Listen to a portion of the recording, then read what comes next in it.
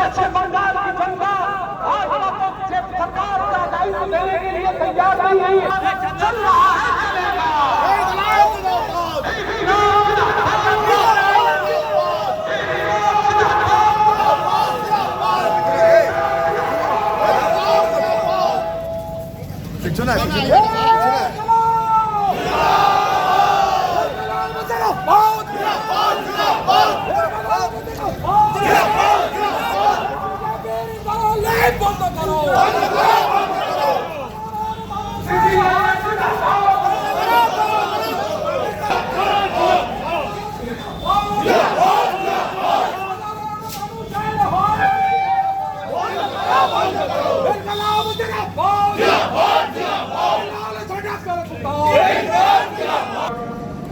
ভিতরের দিকে আমরা সভা করে